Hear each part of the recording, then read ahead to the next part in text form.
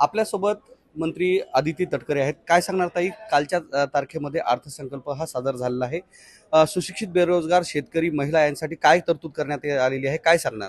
चांगल्या पद्धतीच्या योजना सगळ्या महिलांसाठी, युवकांसाठी, शेतकरी, वारकऱ्यांसाठी त्या ठिकाणी घोषित झालेल्या आहेत आणि आम्हाला सगळ्यांनाच मनापासूनचं समाधान आहे की जो काही अर्थसंकल्प सादर करण्यात आला यामध्ये जे काही प्रतिक्रिया आम्हाला सामान्य नागरिकांकडून, महिलांकडून, युवकांकडून येत आहेत त्या निश्चितपणाने आम्हाला सगळ्यांना एक लोकप्रतिनिधी म्हणून प्रोत्साहन देणार आहे। लाडकी बहीण योजना जी आणलेली आहे त्या लाडकी बहीण योजनेमध्ये ज्या पद्धतीनं अटी आणि शर्ती टाकल्या आहेत त्यानुसार जे विरोधी पक्ष आहे तो आरोप करत आहे। कसं पाहता या गोष्टीकडे? ही योजना ही माझ्या माता भगिनींसाठी अतिशय लाभदायक ठरणार आहे आणि म्हणूनच कदाचित या संदर्भातली टीका हे विरोधक करत असतील।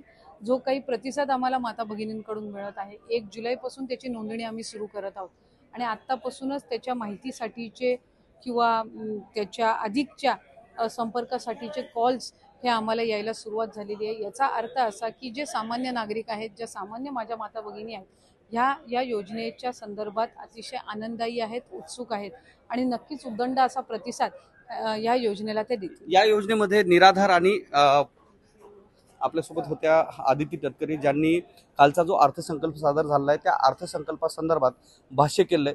दरम्यान ज्या लाडली बहीण योजना आहे त्या या योजनेसंदर्भात सुद्धा सरकार या संदर्भात पॉझिटिव्ह असल्याचं सांगलेलं आहे। कॅमेरामन दीपकसह मी धनंजय सोळंके, मॅक्स महाराष्ट्र, मुंबई।